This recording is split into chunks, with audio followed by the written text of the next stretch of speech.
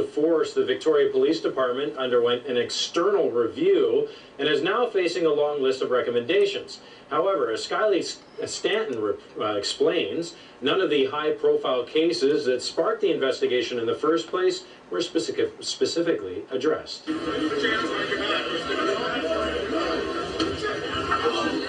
These are the images that prompted an external review of the Victoria Police Department, and now, after 4 months of investigation, the findings are out. I hope that the recommendations that I have made within this report, speaking to a standard and a duty of care, will be helpful to the department.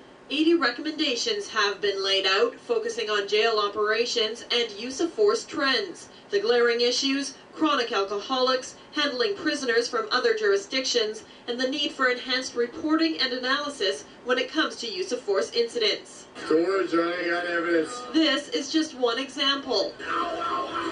After a video of officers beating Tyler Archer on a downtown street surfaced on YouTube, criticism of the department soared, and the public is reeling.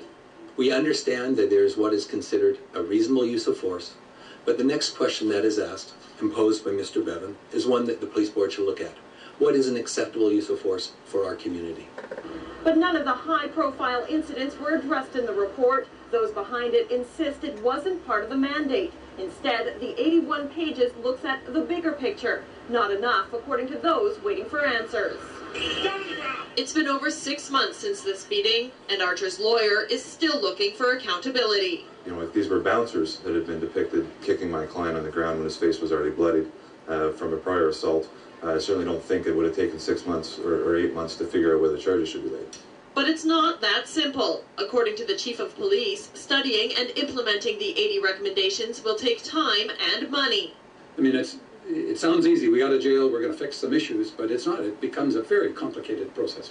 And when it comes to jail operations, coordination with other agencies. This is not the place for chronic alcoholics to be. They need care, they need treatment, they need a sobering center.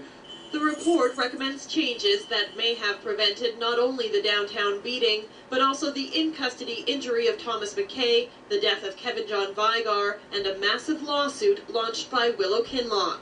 To be able to assure the community that when a police officer uses force, they do so in a situation where they were in the lawful execution of their duty, and that the force used was appropriate to the situation and no more than necessary. So